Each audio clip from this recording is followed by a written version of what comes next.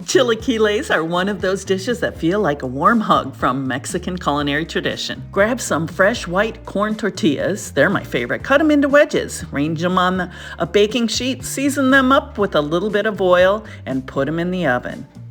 When they're golden brown, set them aside. We're using Guajillo chilies, but New Mexico or Anaheim High dried chilies can work too.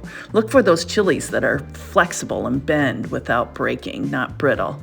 So what we're gonna do is remove the stems by ripping them off, and then we're gonna shake out the seeds and tear the chilies into large pieces. Heat a dry oven-safe skillet over medium heat. Toast those until they're fragrant. You're gonna cough or sneeze, and you'll know that they're perfectly toasted. Transfer the toasted chilies to a blender and blend them for about 30 seconds until they're a fine powder. Now add the jalapenos, the poblano chilies, onion, garlic, tomatoes, and their juices, roughly chopped cilantro, and a pinch of salt.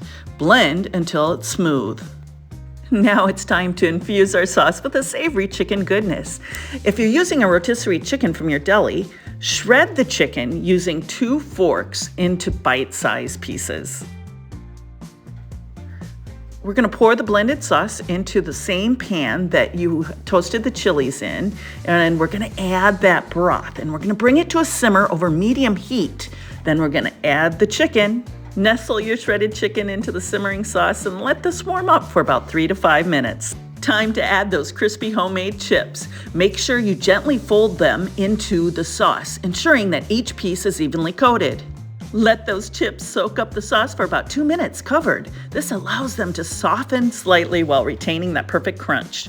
I like to top mine with fresh cilantro, avocado slices, chopped onion, crumbled queso fresco, lime wedges, and a dollop of sour cream and salsa. Serve straight from your trusty cast iron skillet. Enjoy and find step-by-step photos on ourtablefor2.com. And if you get a chance, subscribe to the channel. Thank you.